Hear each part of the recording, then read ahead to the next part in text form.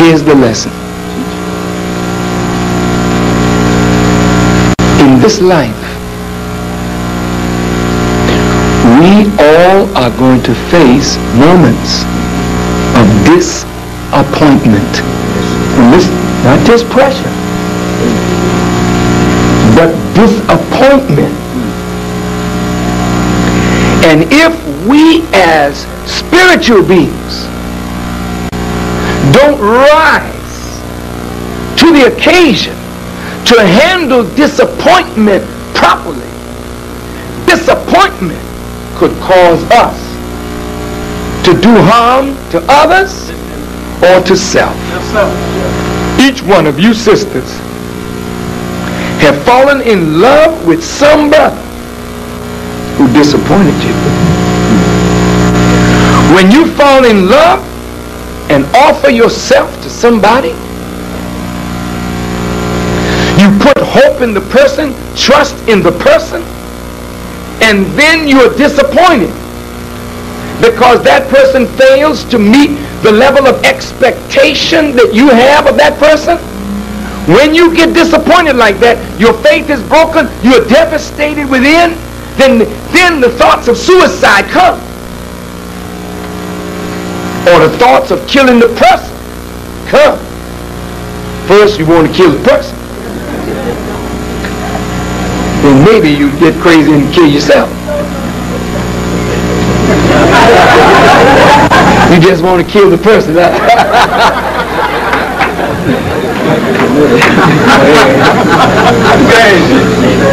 What I'm suggesting to you, dear family, all of us are going to face moments of disappointment in this life. Yes.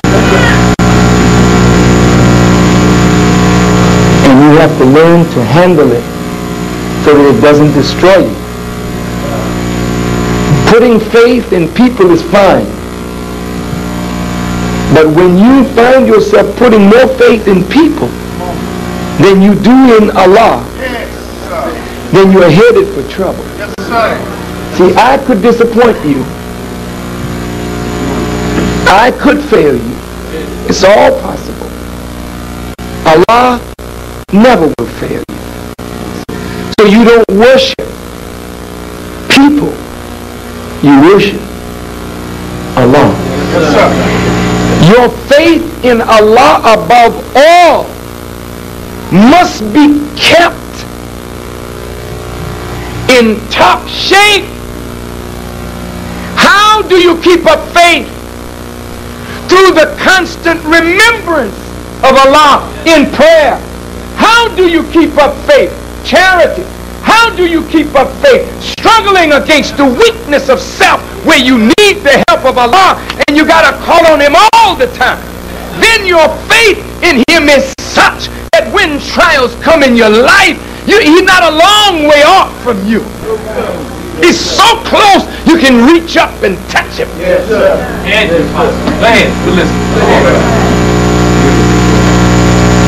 That's why the principles of Islam are called the pillars of faith. Pillars mean that which is the support of your faith. When the pillars are knocked down, then the faith comes down. Then disappointment can come because you can become disappointed in your self-expectation. Our brother was a leader that had the love and admiration of the people. He was about to be voted in as president of the Student Government Association. He had everything to look up to. He met a young lady. That's natural. And somehow his discipline got broken. And that's natural.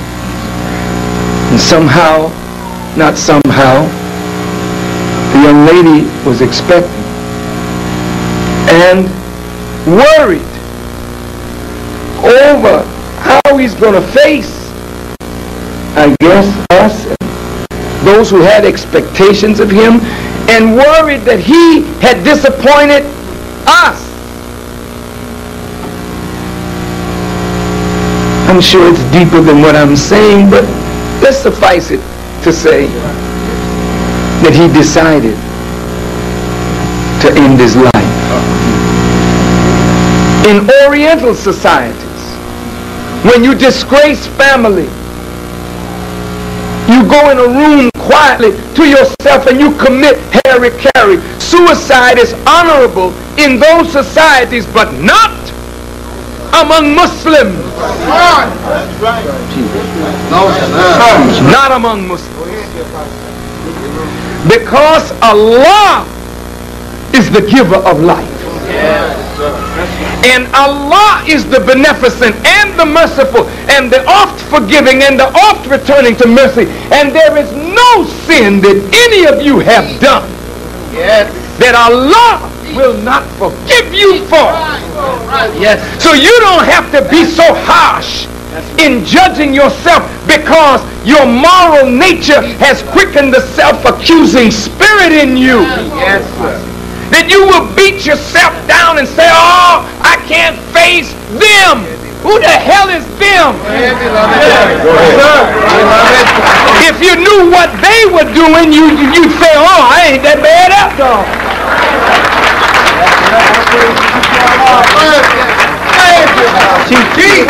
There is no judge for you but Allah. That's right.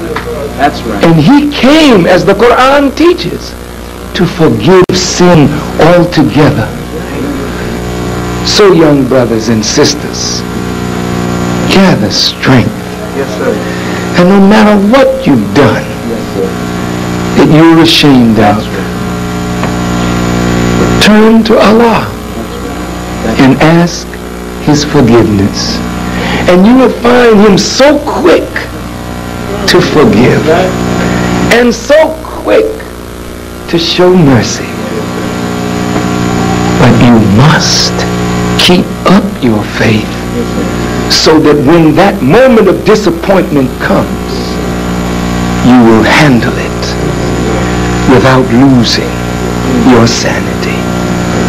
In the Quran, Satan said to Allah, because you have judged me erring and caused me to remain disappointed, I'm going to lie in wait for them in your straight path. And I'll come at them from before them, from behind them, from their left side and from their right side. I'm going to make all of them deviate. And you won't find most of them thankful. See what happened to him? He got disappointed because God made a man and told him bow. And he didn't want to bow. He's disappointed. Why didn't you choose me? What the hell is wrong with you? Don't you know that I'm great? You found me in error? Well, all right, since I'm in error and I'm disappointed, I'll show you. He's angry. He's insane. Yes, sir. His anger has made him insane. There was another God who wanted the whole planet to speak the same dialect. Right. Come on. And he was a God, but he didn't have the power to make everybody speak the same dialect, and it bugged him. He became disappointed in himself. He said, I know what I'll do. I'll drill a shaft in the then called moon and fill it with high explosives. I'll kill myself and everybody else. See, he had a suicidal tendency over disappointment. This is in your genes. Listen. It came down from the gods. You have to overcome that with faith. Yes, sir. I'm through. May Allah bless you all. May Allah bless the family of Yusuf Shah.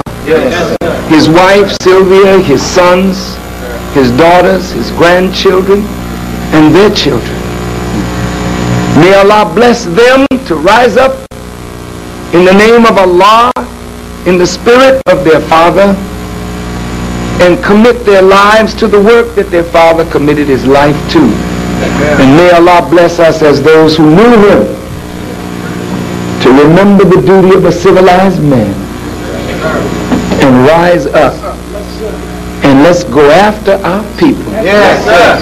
And make soldiers out of those mighty men out there, the walking dead who are entombed in their flesh.